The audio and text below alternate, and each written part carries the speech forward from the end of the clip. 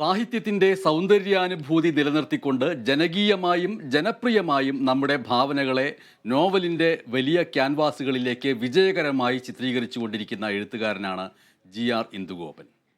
നമുക്ക് ചുറ്റുമുള്ള ചിരപരിചിതർ എന്ന് തോന്നിപ്പിക്കുന്ന നിരവധി മനുഷ്യരെ കഥാപാത്രങ്ങളാക്കുകയും അവരിൽ നിന്ന് നാം പ്രതീക്ഷിക്കാത്ത തരത്തിലുള്ള പെരുമാറ്റങ്ങളും വിചിത്രമായ കഥാഗതികളും കൊണ്ട് മലയാളത്തിലെ ഫിക്ഷൻ ലോകത്ത് കഥ പറച്ചിലിൻ്റെ തനതായ ഇന്ദുഗോപത്തരം സൃഷ്ടിച്ച എഴുത്തുകാരനാണ് അദ്ദേഹം. GR ഇന്ദുഗോപൻ്റെ 4-5 ചെറുപ്പക്കാർ എന്ന പ്രശസ്തമായ നോവലാണ് ഇന്ന് നമ്മുടെ മുന്നിലുള്ളത്. ഒപ്പം എഴുത്തുകാരനും നമ്മോടൊപ്പം ചേരുന്നുണ്ട്.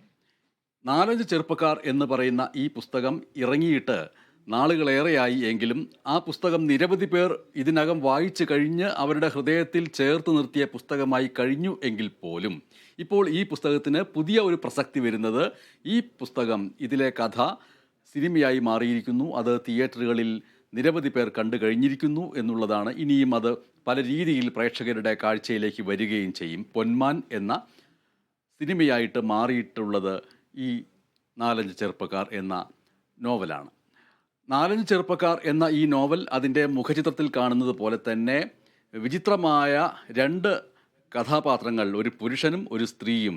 ആ സ്ത്രീയുടെ കഴുത്ത് ചേർത്ത് പിടിച്ചുകൊണ്ട് ആക്രമിക്കുകയാണോ അല്ലയോ എന്ന് തോന്നിപ്പിക്കുന്ന രീതിയിലുള്ള ചിത്രം, അത് ഒരു സിനിമാറ്റിക് മുഖചിത്രമായിട്ട് അന്ന് തന്നെ വിലയിരുത്തപ്പെട്ടിരുന്നു. ഈ പുസ്തകം GR ഇന്ദുഗോപൻ ആദ്യം ഒരു പ്രസിദ്ധീകരണത്തിൽ ഖണ്ഡശയായിട്ട് എഴുതിയതാണ്. അതിനുശേഷം ഇത് DC ബുക്സ് പ്രസിദ്ധീകരിച്ചു.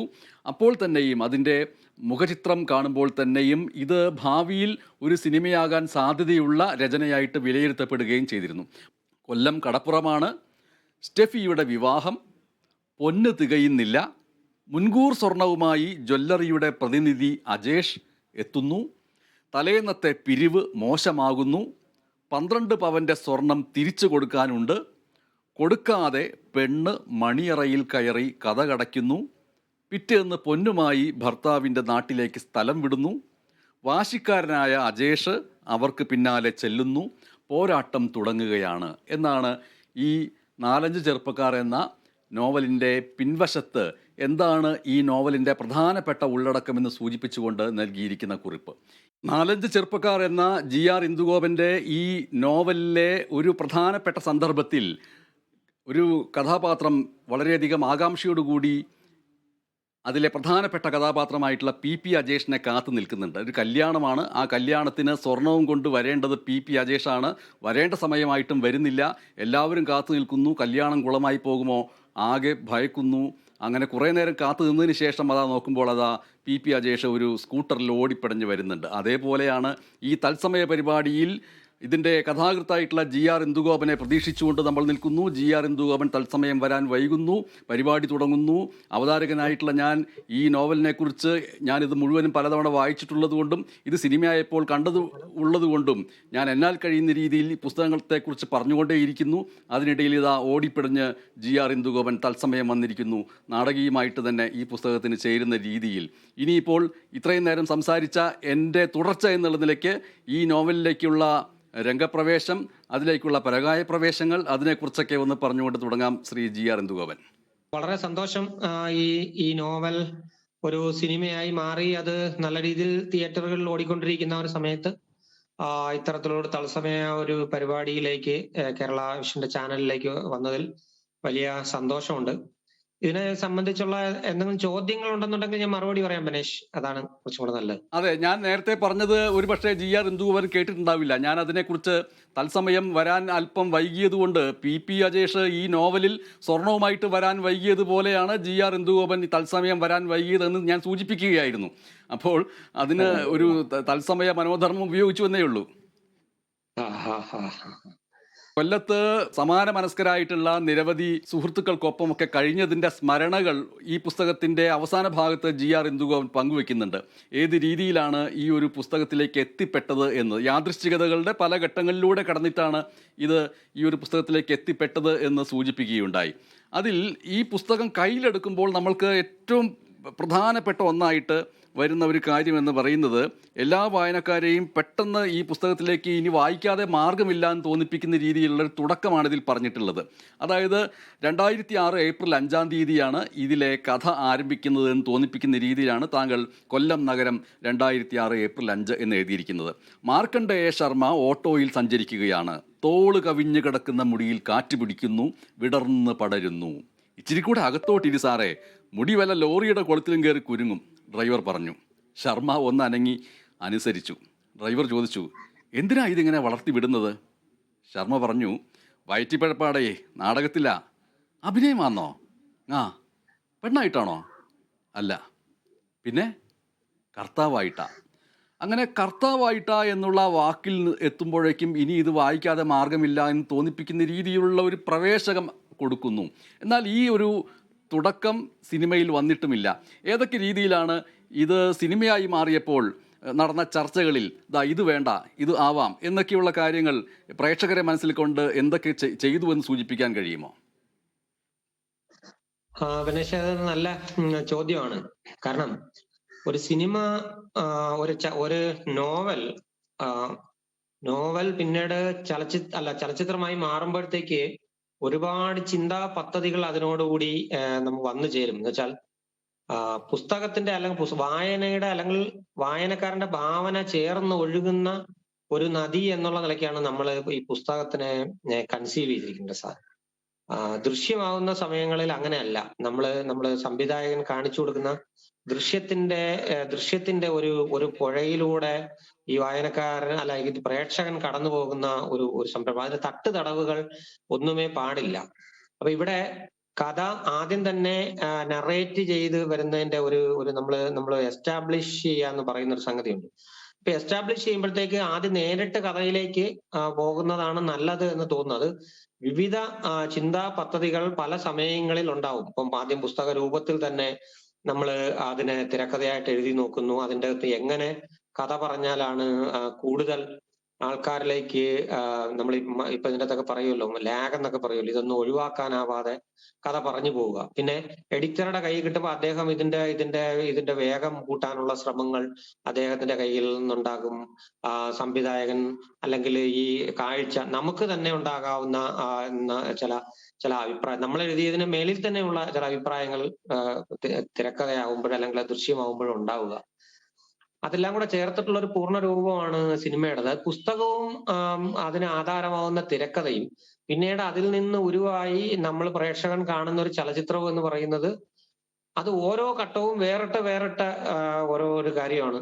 കുറെയൊക്കെ ബനേഷിന് അറിയുകയും ചെയ്യാവുന്ന എന്താണ് എന്നാണ് എനിക്ക് തോന്നുന്നത്. അപ്പൊ അതുകൊണ്ട് ആ പ്രോസസ്സ് ലോകമെമ്പാടും ഈ ഒരു ലിറ്റററി വർക്കിൽ നിന്നുള്ള ഒരു ട്രാൻസിഷൻ എന്ന് പറയുന്നത് വളരെ വളരെ സന്ദേഹജനകമായ ഒരു ഇതാണ്. പക്ഷെ നമ്മുടെ ഏറ്റവും വലിയ മെച്ചം എന്താന്ന് വെച്ചാൽ നമ്മുടെ കയ്യിൽ ആധാരമായി ഈ ചലച്ചിത്രത്തിന് ആധാരമായ ഒരു ടെക്സ്റ്റ്, അതിന്റെ ഇമോഷൻസും എല്ലാം കൂടെ ചേർന്നിട്ടുള്ള ഒരു ഫിക്ഷൻ ഉണ്ട് എന്നുള്ളതാണ്. ആ ബലത്തിന്റെ മേളിലാണ് നമ്മൾ ഈ എല്ലാ ചേഞ്ചസും വരുത്തുന്നത്. ഇതിൽ 4-5 ചെറുപ്പക്കാർ സിനിമയാകുമ്പോൾ ജ്യോതിഷ് ശങ്കർ കലാസംവിധായകനായിരുന്നു, നേരത്തെ സംവിധായകനായിരിക്കുന്നു ഇപ്പോൾ.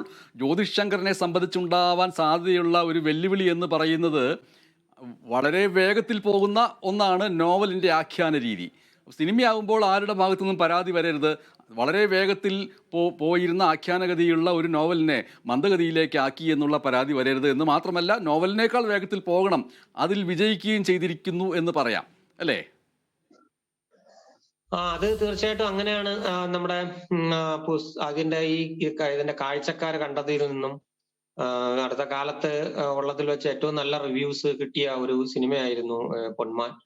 അതെല്ലാം വലിയ അതെന്ന് വെച്ചാൽ പ്രധാനമായിട്ട് അതൊക്കെ ഒരു ഭാഗ്യം എന്നേ പറയുന്നത്. കാര്യം ഈ കെമിസ്ട്രി എല്ലാം ഒത്തുവരണം. ഇതൊന്നും നമ്മുടെ കയ്യിലിരിക്കുന്ന കാര്യങ്ങൾ അല്ല പലപ്പോഴും. കാര്യം നമ്മള് ഈ ഒരു പുസ്തകത്തിനെ ഒരു തിരക്കഥ രൂപത്തിലാക്കി അതിൽ നിന്ന് തുണ്ടുതുണ്ടായ ദൃശ്യങ്ങളിലേക്ക് മാറ്റുകയും അവയെ സംഗീതം വഴി തുന്നിച്ചേർത്തുകൊണ്ട് ഉണ്ടാക്കുന്ന ഒരു ഇമോഷന്റെ ഒരു ഒഴുക്കുണ്ട്. അതാണല്ലോ ഈ സിനിമ എന്ന് പറയുന്നത്. അപ്പൊ ഇതിന്റെ അകത്ത് ഏതെങ്കിലും ഘട്ടത്തിൽ വെച്ച് ഇതിന്റെ രസതന്ത്രം വിട്ടുപോയി കഴിഞ്ഞു കഴിഞ്ഞാൽ വളരെ വളരെ അപകടകരമായി, അങ്ങനെ പല സിനിമയ്ക്ക് സംഭവിക്കാം. ഭാഗ്യവശാൽ ഈ സിനിമയ്ക്ക് അങ്ങനെ ഒരു ഒരു ഒരു തട്ടുകേട് സംഭവിച്ചില്ല എന്ന നിലയ്ക്കാണ് പിന്നെ ഇതിനെ കാണുന്നത്. അപ്പൊ ജ്യോതിഷ് അതിന്റെ കൂട്ടത്തിൽ, അതുപോലെ ഇതിന്റെ ക്യാമറ ചെയ്ത സാനു, ഇതിന്റെ പ്രധാന വേഷം ചെയ്ത ബേസിൽ തുടങ്ങിയവരെല്ലാം ഈ പുസ്തകത്തിന്റെ ഒരു ജീവൻ, അതിലെ ജീവിതം എല്ലാം കൃത്യമായിട്ട് ഈ സിനിമയിൽ ഉണ്ടാകണം എന്നുള്ള ഒരു വാശിയുടെ പുറത്താണ് സത്യത്തിൽ ഈ സിനിമ ഈ ഈ ഈ പുസ്തകത്തിനോട് കൂടുതലും ചേർന്ന് നിന്നത്. അതായിരുന്നു ഈ പുസ്തകത്തിന് കിട്ടിയ ഒരു സൗഭാഗ്യവും എന്ന് ഞാൻ വിചാരിക്കുന്നു. GR ഇന്ദുഗോപന്റെ പൊതുവായിട്ടുള്ളൊരു രീതി, അത് 4-5 ചെറുപ്പക്കാരിൽ മാത്രമല്ല, മിക്കവാറും എല്ലാ നോവലുകളിലും അതിൻ്റെ അവസാന പുറങ്ങളിൽ ഈ നോവൽ എങ്ങനെ എഴുതുന്നതിന് വേണ്ടി എന്തൊക്കെ ചെയ്യേണ്ടി വന്നു, ഏതൊക്കെ കരകൗശലങ്ങൾ അതിനുവേണ്ടി ഉപയോഗിക്കേണ്ടി വന്നു, എന്തൊക്കെയാണ് അതിൻ്റെ ഉറവിടങ്ങൾ എന്നുള്ള കാര്യം മറച്ചു വയ്ക്കുകയോ, ഇതൊരു മഹത്തായ സൃഷ്ടിയാണ്, ഇതിലേക്ക് ആർക്കും പ്രവേശനമില്ല, ഇതെനിക്ക് മാത്രം സാധ്യമായിട്ടുള്ള ഒന്നാണ് എന്നൊന്നും തോന്നിപ്പിക്കാതെ ഇതിലേക്ക് എങ്ങനെ വന്നു എന്ന് വ്യക്തമാക്കുന്ന ഒരു സ്വഭാവം എപ്പോഴും GR ഇന്ദുഗോപനുണ്ട്. ഈ 4-5 ചെറുപ്പക്കാരുടെ അവസാനത്തെ താളുകളിൽ എത്തുമ്പോൾ അതിൽ പറയുന്നുണ്ട് ഈ ഒരു ഇതിലേക്ക് എങ്ങനെ എത്തിപ്പെട്ടു, ജ്യോതിഷ് ശങ്കർ അടക്കമുള്ളവർ അതിലേക്കുള്ള ചില പ്രചോദനമായത് എങ്ങനെ, ഒപ്പം കാറിനകത്തിരുന്ന്, തെരുവോരത്തിരുന്ന്, പാർക്കിൻ്റെ വശത്തിരുന്ന് ലാപ്ടോപ്പിൽ ടൈപ്പ് ചെയ്തുകൊണ്ടേയിരുന്ന കാര്യങ്ങൾ അടക്കമുള്ളവ ഇതിൽ സൂചിപ്പിച്ചിട്ടുണ്ട്. അങ്ങനെ അത് സൂചിപ്പിച്ചത് കൊണ്ട് ഞാൻ ചോദിക്കുകയാണ്, ഇതിലെ പ്രധാനപ്പെട്ട തുടക്കത്തിൽ പ്രതിനായകനെന്ന് തോന്നിപ്പിക്കുകയും പിന്നീട് പ്രതിനായകനല്ല, നായകനല്ല, ഓരോരോ കാലഘട്ടത്തിലും എങ്ങനെ മനുഷ്യർ വിചിത്ര സാഹചര്യങ്ങൾ പെരുമാറുന്നു, ആ സാഹചര്യങ്ങൾക്ക് അനുസരിച്ച് പെരുമാറുന്ന ആളായിട്ട് മാറുന്ന ടെറൻസ് ബ്രൂണോ അഥവാ ടെറർ ബ്രൂണോ, ആ ടെറർ ബ്രൂണോ ഈ 4-5 ചെറുപ്പക്കാരിൽ ചിലരുമായിട്ട് ഉടക്കുന്ന ആദ്യ ഭാഗം നോവലിൽ വരുന്നത് പാർട്ടി സംസ്ഥാന സെക്രട്ടേറിയറ്റ് സഖാവ് VS മത്സരിക്കേണ്ടതില്ല എന്ന് തീരുമാനിച്ചതിൻ്റെ പിറ്റേന്ന് നാടകം കളിക്കുന്നവരും ആയിട്ടുള്ള ഈ പറഞ്ഞവരെല്ലാം VSൻ്റേതുപോലെയുള്ള ശരീരഭാവങ്ങളോടുകൂടി അവിടെ തെരുവ് നാടകം കളിക്കുകയും എന്നിട്ട് VSൻ്റെ കൈ കെട്ടിയിട്ട് ഇങ്ങനെയാക്കിയ ഒരു നേതാവിനെയാണ് ഈ തെരഞ്ഞെടുപ്പിൽ നിങ്ങളുടെ മുമ്പിൽ ഉള്ളത് എന്നൊക്കെ പറയുകയും ചെയ്യുന്നു. ആ തെരുവ് നാടകം കളിച്ചതിൻ്റെ പേരിലാണ് ബ്രൂണോ ഈ 4-5 ചെറുപ്പക്കാരുമായിട്ട് ഉടക്കുന്നതായിട്ട് നോവലിലുള്ളത്. പക്ഷേ സിനിമയിലെത്തുമ്പോൾ പള്ളിയിലെ ചുമരിൽ അത് പോസ്റ്റ് ഒട്ടിച്ചതിൽ നിന്ന് നേരെ രംഗപ്രവേശം ചെയ്യുന്നു. അതും നേരത്തെ സൂചിപ്പിച്ചതുപോലെ അതിന് വേഗത്തിന് വേണ്ടി തന്നെ ആയിരുന്നോ, അതോ VS ഇപ്പോൾ രാഷ്ട്രീയ അപ്രസക്തമായിട്ടുള്ള അദ്ദേഹത്തിൻ്റെ വാർദ്ധക്യഗതിയിലൂടെ പോകുന്നത് കൊണ്ടാണോ? ഇല്ല, അങ്ങനെയില്ല. ഇതിൻ്റെ ഒന്ന്, ഇത് യഥാതഥമായ അല്ലെങ്കിൽ യാഥാർത്ഥ്യത്തോടുകൂടിയുള്ള ഒരു ജീവിതത്തിനെ ഒരു പുസ്തക രൂപത്തിൽ ആവിഷ്കരിച്ചതാണ്. സത്യത്തിൽ ഇതിന്റെ കൊല്ലത്തെ അന്നത്തെ ചെറുപ്പക്കാർ എന്ന് വെച്ചാൽ ജീവിച്ചിരിക്കുന്ന ആൾക്കാരായിരുന്നു. ഇപ്പൊ രാജേഷ് ശർമ്മ, അല്ലെങ്കിൽ ഈ സംവിധായകനായ ജ്യോതിഷ് ശങ്കർ, ഇവരുടെയൊക്കെ ജീവിതത്തിൽ അവര് അന്ന് തെരുവ് നാടകങ്ങളും അതുവഴി നാടകം അവരുടെ ഉപജീവനമായിരുന്നു. അവരുടെ ഒരു പിന്നെ ഒരു പ്രത്യയശാസ്ത്രപരമായ സംഗതി അല്ലായിരുന്നു, ഒരു ഉപജീവനമാണെന്നിരിക്കെ പല രാഷ്ട്രീയപരമായ കാരണത്താൽ ഉപയോഗിക്കപ്പെട്ടവരും ഒക്കെ ആയിരുന്നു. അതൊന്നും ഒരു സിനിമയുടെ ഘടനയ്ക്ക് പിന്നെ യോജിക്കില്ല എന്നുള്ള കാര്യം കാരണം വെച്ചാൽ നമ്മള് പല ആൾക്കാരുടെ മനസ്സിലുള്ള പല വിഭാഗീയതകൾക്ക് വേണ്ടിയല്ല ശ്രമിക്കുന്നത്. അതിനെ മറ്റൊരു വിഭാഗം എടുത്ത് അവർക്ക് അനുകൂലമാക്കി മാറ്റുന്ന ഒരു സാഹചര്യം ഉണ്ടാവരുതല്ലോ. അപ്പൊ അതൊക്കെ കൊണ്ടാണ് ഈ സിനിമയുടെ ആദ്യത്തെ ഭാഗത്ത് അതെല്ലാം ഒഴിവാക്കിയത്. അത് അക്കാര്യങ്ങളിൽ ആദ്യം തന്നെ ഇതൊക്കെ ഒഴിവാക്കപ്പെടണമെന്നുള്ള പിന്നെ ഉള്ള തീരുമാനം എല്ലാവരുടേതും ആയിരുന്നു. അതില് അഭിപ്രായ വ്യത്യാസം ഉണ്ടായിരുന്നില്ല. സിനിമയിൽ കാണുന്നതാണ് അതിന്റെ ചലച്ചിത്ര രൂപം. നമ്മള് ഒരു കഥയെ പുനരാവിഷ്കരിക്കുകയാണ് ചെയ്യുന്നത്. പുസ്തകം അതേപടി ചലച്ചിത്രമാക്കുകയല്ലല്ലോ ചെയ്യുന്നത്. അതിൽ നിന്നും ഈ ദൃശ്യ സാധ്യതയുള്ള ഭാഗങ്ങളെയാണ് നമ്മൾ ഏറ്റെടുക്കുന്നത്. അതിൻ്റെ അകത്ത് അതല്ലാത്ത പിന്നെ ഈ ചെളിയരിപ്പൻ മീനുകൾ എന്നൊക്കെ പറയുന്ന ഈ മീനുകളുടെ മഡ്സക്കർ എന്നൊക്കെ പറയുന്ന മീനുകളുടെ ലോകത്തിൽ നിന്നുകൊണ്ടാണ് പലപ്പോഴും കഥ പറയുന്നത് പുസ്തകത്തിൽ. നമ്മുടെ പുസ്തകം എന്ന് പറയുന്നത് ഒരു സാഹിത്യ രൂപമാണ്.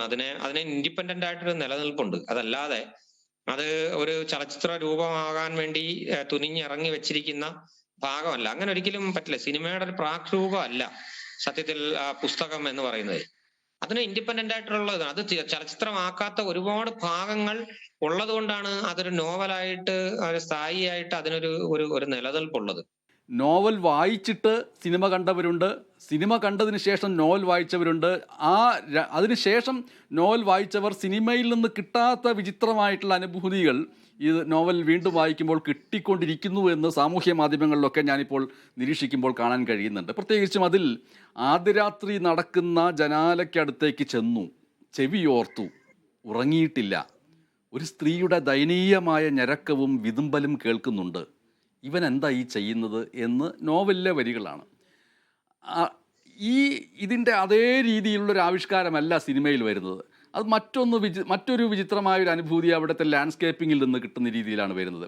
രണ്ടും രണ്ട് ഇടങ്ങളിൽ നിൽക്കുന്നു. എന്നാൽ ഒരു ആവിഷ്കാരം എന്നുള്ള നിലയ്ക്ക് അതിൻ്റെ ഒരു ഏകധാരയിലൂടെ പോവുകയും ചെയ്യുന്നു. അങ്ങനെ തന്നെയാണ് വേണ്ടത് അല്ലേ ഒരു കൃതി ഒരു സിനിമയാകുമ്പോൾ? ഒന്ന് നമ്മൾ പറഞ്ഞില്ലേ, നമ്മളൊരു നോവലാക്കുന്ന സമയത്ത് നമ്മളൊരു ഒരു ഒരു കേവല മനുഷ്യന്മാരുടെ ബുദ്ധി അതിന്മേൽ ഇരുന്ന് ജോലി ചെയ്യുന്ന ഒന്നാണ്. പിന്നീട് നമ്മൾ ഇത്രയും വലിയ മൂലധനം ഈ ഒരു പർട്ടിക്കുലർ ആശയത്തിലേക്ക് വരികയാണ് ഇതിന്റെ ഘടനാപരമായ മാറ്റങ്ങളിലെല്ലാം. അപ്പോ ഒരുപാട് പേര് ചേർന്നിരുന്നുള്ള ഒരു സാധ്യതയാണ് വരുന്നത്. അപ്പോൾ സ്വാഭാവികമായിട്ടും നമ്മളുടെ തന്നെയും മസ്തിഷ്കം കൂടുതൽ വികസിക്കുകയും മറ്റുള്ളവരുടെ ആശയങ്ങളെ നമ്മൾ ഉൾക്കൊള്ളുകയും സിനിമയിൽ അതിന് പ്രാപ്തമാണെങ്കിൽ അതിനെ സന്നിവേശിപ്പിക്കുകയും ചെയ്യുന്നുണ്ട്. അപ്പോ ഇവിടെ അത് സാധ്യമായതെന്ന് വെച്ചാൽ ഇപ്പൊ ഞാൻ പറയാം, അതിൻ്റെ അകത്ത് ആ ബിരിയാണി കൊണ്ട് കളയുന്ന ഒരു രംഗമുണ്ട്. ഈ പ്രധാന കഥാപാത്രത്തിനെ അറിയിക്കുന്നതാണ് ഇത്രയും പേര്, വളരെ കുറച്ച് പേരെ വന്നുള്ളൂ എന്ന് കാണിക്കാനായിട്ടുള്ള. അമ്മ കയറി കുറുകെ നിൽക്കുന്ന വളരെ വൈകാരികമായ സീൻ, ഇതെല്ലാം നമ്മൾ പിന്നീടുള്ള ആലോചനകളിൽ വളരെ ആഡഡ് ആയിട്ട് വന്ന ഒരു സംഗതിയാണ്. അതേസമയം ആ നോവലിലെ ഏറ്റവും പ്രധാനപ്പെട്ട സീനായ ആഗ്നസ് എന്ന് പറയുന്ന ആ നായികയുടെ അമ്മ പിന്നെ പള്ളിയിൽ ഒരു സന്ധി സംഭാഷണത്തിന് പോകുന്ന ഒരു വളരെ വളരെ ഇതായിട്ടുള്ളൊരു സീൻ നമുക്ക് ഒഴിവാക്കേണ്ടി വന്നു. ഞങ്ങൾ ഷൂട്ട് ചെയ്യുന്നതിന് തൊട്ട് മുമ്പാണ് ഒഴിവാക്കിയത്. കാരണം അത്രയും ശക്തിയുക്തമായ ഒരു സീൻ ഈ സിനിമയുടെ സ്ട്രക്ചറിൽ വരുമ്പോഴത്തേക്ക് മറ്റു ഭാഗങ്ങളിലേക്ക് നമ്മുടെ ക്ലൈമാക്സിലേക്ക് പോകുമ്പോൾ ഒരു തടസ്സമായിട്ട് നിൽക്കുന്നു എന്നുള്ളത് അത് സിനിമയുടെ പ്രത്യേക സ്വഭാവമാണ്. അത് നമ്മളിപ്പോ നോവലിന് അങ്ങനെ ഒരു സ്ട്രക്ചർ ഇല്ല. അതുകൊണ്ടാണ് നമ്മൾ പറയുന്നത് ഇത് നോവലിന് വേണ്ടി എഴുതപ്പെടുന്ന ഒരു ഒരു ഒരു പിന്നെ സിനിമയ്ക്ക് വേണ്ടി എഴുതപ്പെടുന്ന ഒരു നോവലല്ല. സിനിമ അതിന്റെ അകത്തുനിന്ന് അതിന്റെ ദൃശ്യ സാധ്യതകളെ ആവശ്യത്തിന് വലിച്ചെടുത്തും കൂട്ടിച്ചേർത്തും ഉണ്ടാക്കുന്ന ഒരു വലിയ ചിന്താ പദ്ധതിയാണ് സത്യത്തിൽ ഒരു സിനിമയുടെ എഴുത്ത് എന്ന് പറയുന്ന ഒരു സംഗതി. മറ്റതൊരു ഒരാളിന്റെ ഒരു ആർട്ടിസ്റ്റിക് നിലനിൽപ്പാണ് ഒരു നോവൽ എന്ന് പറയുന്നത്. നമ്മൾക്ക് ഈ 4-5 ചെറുപ്പക്കാർ എന്ന് പറയുന്ന നോവലിനെ നോവലായിട്ട് തന്നെ കാണുന്ന ചില സംഭാഷണങ്ങളിലേക്ക് പോകാമെന്ന് തോന്നുകയാണ്. ഈ മഞ്ഞിച്ച തകിടുണ്ടാക്കുന്ന തലവേദന എന്ന് നോവലിൽ പറയുന്നുണ്ട്. ആഗ്നസ് എന്ന് പറയുന്ന അതിലെ പ്രധാനപ്പെട്ട വേഷം കൈകാര്യം ചെയ്ത യുവതിയുടെ അമ്മയായിട്ട് അഭിനയിച്ച ആഗ്നസ് പറയുന്നു, ഈ മഞ്ഞിച്ച തകിടുണ്ടാക്കുന്ന തലവേദന. ഇപ്പോൾ സ്വർണത്തിൻ്റെ വില എന്ന് പറയുന്നത് 70-ലേക്കൊക്കെ അടുക്കുന്നൊരവസ്ഥയാണ്. അപ്പോൾ സ്വർണത്തിന് ഏറ്റവും കൂടുതൽ വില കൂടി നിൽക്കുന്ന ഈ സമയം തന്നെയാണ് ഈ സിനിമയുടെ വരവും എന്ന് പറയുന്നത് പ്രധാനപ്പെട്ട ഒന്നാണ്. ഇതിൽ പലരും പറഞ്ഞു കേട്ടിട്ടുള്ളൊരു കഥയുണ്ട് എന്ന് പറഞ്ഞുകൊണ്ട് 4-5 ചെറുപ്പക്കാരിൽ അതിലൊരു ചെറുപ്പക്കാരൻ പറയുന്ന ഒരു കഥ പറയുന്നുണ്ട്. തെന്മലയിൽ ഒരു നവവധുവും വരനും കൂടി ഹണിമൂണിന് പോകുന്നതിൻ്റെ കഥ. അങ്ങനെ ഹണിമൂണിന് പോകുന്നു, നിറയെ സ്വർണ്ണാഭരണങ്ങളിട്ട് അവർ കാട്ടിലേക്ക് പോകുന്നു. ഹണിമൂണിൻ്റെ ഭാഗമായിട്ട് അവിടെ വെച്ച് ചിലർ തടഞ്ഞു നിർത്തി തോക്ക് ചൂണ്ടിയിട്ട് ഇതെല്ലാം സ്വർണ്ണാഭരണങ്ങളെല്ലാം മോഷ്ടിച്ചു കൊണ്ട് പോകുന്നു. അത് മനഃപൂർവ്വം വരൻ ചെയ്തതാണ് എന്ന് സൂചിപ്പിക്കുന്നുണ്ട്. ഇതൊക്കെ ഈ നോവൽ എഴുത്തിൻ്റെ ഈ വേളയിൽ ഈ കേട്ടുകഥകൾ സംഭവങ്ങളൊക്കെ എങ്ങനെയാണ് ഉൾപ്പെടുത്താനുള്ള ഒരു രചനാശൈലി പാലിക്കുന്നത്? അത് ഞാൻ പറഞ്ഞില്ലേ, നോവലിന്റെ ഒരു പ്രത്യേക സ്വഭാവം അതാണല്ലോ. നോവലിൽ നമുക്ക് മറ്റ് സംഭവങ്ങളെയൊക്കെ നമുക്ക് ഇതിൻ്റെ അകത്ത് ഇൻകോർപ്പറേറ്റ് ചെയ്യാനുള്ള ഒരു സ്പേസ് ഉണ്ട്. ഈ കഥ ഇതിൽ പറഞ്ഞിരിക്കുന്ന കഥ എന്നൊക്കെ പറയുന്നതിന്റെ സ്ഥലരാശി അല്ലെങ്കിൽ അതിന്റെ ഭൂമികയൊക്കെ വ്യത്യാസമാണെങ്കിൽ പോലും ഇതൊക്കെ സംഭവിച്ചിട്ടുള്ള കാര്യങ്ങളാണ്. അങ്ങനെ ഈ സ്വർണത്തെ പ്രതി സംഭവിക്കുന്ന അവസ്ഥകൾ ഉണ്ടല്ലോ, ഈ ദുരവസ്ഥകൾ ഉണ്ടാക്കുന്ന സ്ഥലത്തേക്ക് ഈ സ്വർണം വന്നിരിക്കുമ്പോൾ അത് പലരുടെയും ഒരു പെൺകുട്ടി ഒരു സ്വർണമായിട്ട് വരുമ്പോൾ പലരുടെയും ഒരു കണ്ടീഷനിങ്ങിന് വിധേയമാകേണ്ട ഒരു ധനമാർഗമാണല്ലോ ഈ സംഗതി.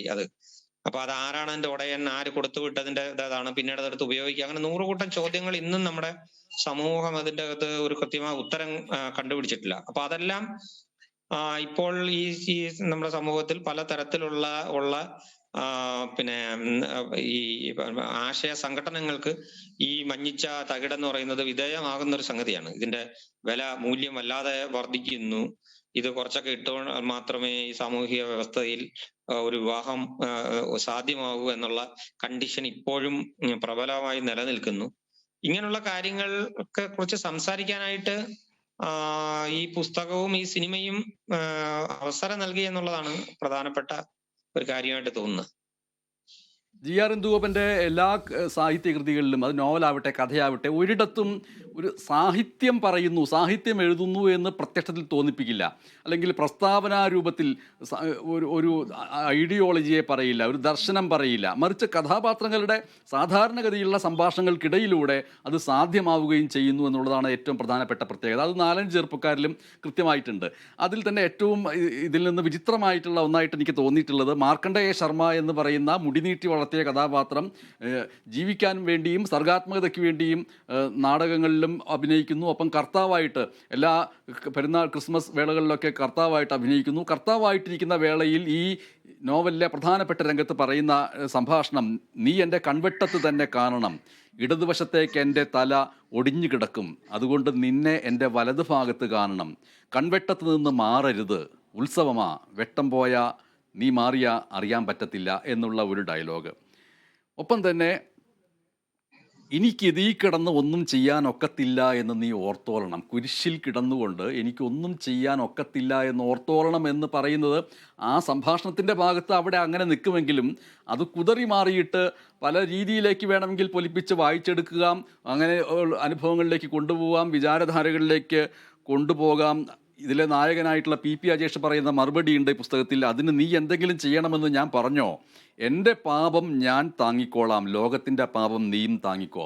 ഇത് എഴുത്തുകാരൻ്റെ ഒരു ദർശനമായിട്ട് നോവൽ വരുന്നതല്ല, കഥാപാത്രങ്ങളിലൂടെ പറഞ്ഞു പോകുന്ന ഒരു രീതി.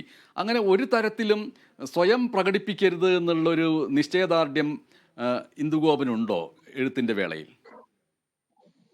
അല്ല, അത് അത്തരത്തിലൊരു ചോദ്യം വന്നതിൽ എനിക്ക് സന്തോഷമുണ്ട്. കാര്യം എന്റെ എഴുത്ത് ക്രമം എന്ന് പറയുന്നത്, അതിന്റെ എഴുത്തുകാരൻ ഒരു കാരണവശാലും ആ കൃതിയിൽ അയാളുടെ ലാഞ്ചന പോലും പ്രത്യക്ഷപ്പെടരുത് എന്നുള്ളതാണ്. കഥാപാത്രങ്ങളായിരിക്കണം ഈ കഥയെ മുന്നോട്ട് കൊണ്ടുപോകേണ്ട ഒരു സംഗതി. അതിന് ബോധപൂർവമായിട്ട് പോലും അതിന്റെ എഴുത്തുകാരൻ അതിൽ പങ്കെടുക്കരുത് എന്നുള്ളൊരു പക്ഷവും എനിക്കുണ്ട്. അത് ഞാൻ ഈ പറഞ്ഞ കണക്കുള്ള പഴയ ഇപ്പം പഞ്ചതന്ത്രമാവട്ടെ അല്ലെങ്കിൽ 1001 രാവുകളാവട്ടെ, അമ്മാതിരി കഥകൾ പറഞ്ഞു പോകുന്ന ഒരു സ്കൂളിന്റെ ആളാണ്. അല്ലാതെ അതിന്റെ അകത്ത് കയറി വ്യാഖ്യാനങ്ങളോ അതിന്റെ അകത്ത് കയറിയുള്ള മാനസിക അനാച്ഛാദനം ഒക്കെ നടത്തുന്നതൊന്നും എന്റെ ക്രമത്തിൽപ്പെട്ട എഴുത്ത് രീതികൾ അല്ല. അപ്പോ അത് പിന്നെ അതൊരു സ്വാഭാവികമായി അത് വായനക്കാരുടെ മനസ്സിൽ നടക്കേണ്ട ഒരു പ്രോസസ് ആണെന്ന് അത് വിശ്വസിക്കുകയാണ് ചെയ്യുന്നത്. നമ്മൾ കഥ പറഞ്ഞു പോവുക, മറ്റു കാര്യങ്ങൾ എഴുത്തുകാരന്റെ രീതിയല്ല. വായനക്കാരന് വേണ്ടി ചിന്തിക്കുകയും കൂടെ ചെയ്യുകയും എന്ന് പറയുന്നത് പിന്നെ നമ്മൾ വെടിവെച്ചിട്ട് ശബ്ദം ഉണ്ടാക്കുകയും കൂടെ ചെയ്യുക എന്ന് പറയുന്ന ഉള്ള പ്രോസസ്സാണ്. അതിന്റെ ജോലി, അത് ആ കൃതിക്ക് അതിനുള്ള വെടിമരുന്ന് അതിന്റെ അകത്ത് ശേഷിച്ചിട്ടുണ്ടെങ്കിൽ അത് ചെയ്തോളും എന്നുള്ളതാണ് എന്റെ ഒരു നിരീക്ഷണം. അതല്ലാത്ത സാധനങ്ങൾ പൊഴിഞ്ഞ് താഴേക്ക് വീണുകൊള്ളും സ്വാഭാവികമായിട്ട്. അത് എന്റെ പുസ്തകമാണെങ്കിലും ആരുടെ പുസ്തകമാണെങ്കിലും.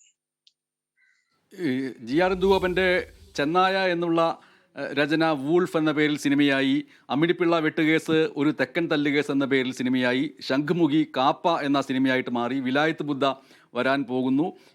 ഇതിൻ്റെ നോവലിൻ്റെ സിനിമാ പരിണാമ യാത്രകളിൽ ഏറ്റവും കൂടുതൽ ജനകീയമായിട്ട് വിജയിച്ചത് ഒരു പക്ഷേ ഇപ്പോൾ പൊന്മാൻ തന്നെയാണ് അല്ലേ? അങ്ങനെ അതിനൊരു വലിയ ക്രിട്ടിക്കൽ ആയിട്ടുള്ള ഒരു അപ്രീസിയേഷൻ കിട്ടിയത് പിന്നെ പൊന്മാനാണ്. കാപ്പ അത്യാവശ്യം ഓടിയ സിനിമയാണ്. അത് പിന്നെ ഒരു വലിയ നായകന്റെ സാന്നിധ്യം ഉണ്ടായിരുന്നു. ഇത് പക്ഷെ അതല്ലാതുള്ള ഒരു സാമൂഹികമായ ഒരു കാര്യത്തെക്കുറിച്ച് ചർച്ച ചെയ്യുന്നു എന്നുള്ള നിലയ്ക്ക് ഇതിന് ഈ സിനിമയ്ക്ക് ഒരു പ്രസക്തി, സമകാലികമായ ഒരു പ്രസക്തി ഉണ്ട്. അപ്പോൾ ആർട്ട് എന്നുള്ള രീതിയിലുള്ള നമ്മൾ സമകാലികമായ കാര്യങ്ങൾ ചർച്ച ചെയ്യുന്നതിന് കുറച്ചും കൂടെ പ്രസക്തി ഉണ്ട് എന്നുള്ള നിലയിലുള്ള പ്രാധാന്യം പൊന്മാന് തീർച്ചയായിട്ടും ഉണ്ട്. പിന്നെ മാത്രമല്ല ഞാൻ അതിൻ്റെ അകത്ത് ഞാൻ കൂടുതൽ ഇൻവോൾവ് ആയിട്ടുള്ള വെച്ചാൽ എഴുത്ത് പ്രോസസ്സിൽ സിനിമ മേക്കിംഗ് പ്രോസസ്സിലും ഞാൻ കുറെ കൂടെ ഇൻവോൾവ് ആയിരുന്നു. കാര്യം എന്ന് വെച്ചാൽ അത് കൊല്ലത്ത് എൻ്റെ സ്ഥലത്ത് നടക്കുന്ന കഥയായിരുന്നു. അതിന്റെ സംഭാഷണങ്ങളിൽ കൊല്ലം ഇത് തന്നെ വേണമെന്നുണ്ടായിരുന്നു. അതിന്റെ ഒരു കൾച്ചറൽ ആയിട്ടുള്ള ഒരു ജിയോഗ്രഫി കൃത്യമായിട്ട് അടയാളപ്പെടുത്തണം എന്നുള്ള കാര്യത്തിൽ അതിന്റെ സംവിധായകനും അതിന്റെ ക്യാമറാമാനും അതിലെ പ്രധാന നടൻ മറ്റുള്ളവർക്കെല്ലാം അത്തരത്തിലുള്ള ഒരു വലിയ വ്യത്യാസമുണ്ട്. ഈ ഒരു എനിക്ക് അതിൻ്റെ അകത്തുള്ള ഒരു കൃതാർത്ഥത എന്ന് പറയുന്ന ഒരു സാധനം വെച്ചാൽ ഒരു സാഹിത്യകൃതി, നമ്മുടെ സമകാലികമായ ഒരു സാഹിത്യകൃതിയെ അവലംബിച്ച് ആ പുസ്തകം എല്ലാവരും വായിച്ചതിന് ശേഷമാണ് സത്യത്തിൽ ഇതിലെ പ്രധാന ഇപ്പം നടിയാണെങ്കിൽ ലിജോ മോളാണെങ്കിലും സജിൻ ഗോപു, ആനന്ദ് മന്മഥൻ തുടങ്ങി പ്രധാന വേഷങ്ങൾ കിരൺ പ്രഭാകരൻ ഇവരൊക്കെയും അതിലെ ഒറ്റപ്പെട്ട വേഷങ്ങൾ അഭിനയിച്ചിട്ടുള്ള ആനന്ദ് എന്നൊക്കെ പറയുന്നിട്ടുള്ള ചെറിയ വേഷങ്ങൾ അതിൻ്റെ അകത്ത് പിന്നെ ഈ മരിയാനോട് അച്ഛനട്ടോ അവരൊക്കെ തന്നെയും ഈ പുസ്തകത്തിനെ പിൻപറ്റി വായിച്ച് അതിന്മേലാണ് ഈ തിരക്കഥയിൽ അവർ ഉൾക്കൊണ്ടുവന്നത്. അപ്പം ഈ അക്ഷരങ്ങൾക്ക് അതുണ്ടാക്കുന്ന ഉണ്ടാകുന്ന ഒരു സാഹിത്യമായിട്ട് ഇതിനെ അടുപ്പിച്ചു നിർത്താനായിട്ടുള്ള ഒരു സാധ്യത, കാരണം ഇവർക്കൊരു ടെക്സ്റ്റ് ഉണ്ടായിരിക്കുക എന്ന് പറയുന്നത് വലിയ മെച്ചമായിട്ട് ഇവരൊക്കെ പറഞ്ഞു അത് അക്കാര്യം. അപ്പൊ അതിലൊരു വലിയ ഇത് ആദ്യമായിട്ട് ഉണ്ടാവുന്നുള്ള മാറ്റവും അങ്ങനൊന്നും അല്ല. പക്ഷെ എങ്കിൽ പോലും അതിലൊരു സന്തോഷം ഉണ്ടല്ലോ. നമ്മുടെ ഇപ്പൊ ഒരു ലിറ്ററേച്ചറുമായിട്ട് അടുത്ത് നിന്നുകൊണ്ട് പുതിയ നിര അല്ലെങ്കിൽ പുതിയ യുവ തലമുറയിലുള്ള ആൾക്കാർ അതിന്മേൽ ജോലി എടുക്കുന്നു എന്ന് പറയുന്നതിൽ ഉള്ള സന്തോഷം ഒരു എഴുത്തുകാരൻ എന്നുള്ള നിലയ്ക്ക് എനിക്ക് തോന്നി. അതെ, ആ സന്തോഷം പ്രേക്ഷകരിലേക്ക് കൂടി പകരട്ടെ. ഈ പുസ്തകം താങ്കൾ സമർപ്പിച്ചിരിക്കുന്നത് താങ്കളെ പൊന്നുപോലെ കാത്ത പപ്പ അടക്കമുള്ളവർക്കാണ്. പൊന്നുപോലെ എന്ന വാക്ക് മനഃപൂർവ്വം ഉപയോഗിച്ചാണ് എന്ന് കരുതുന്നു.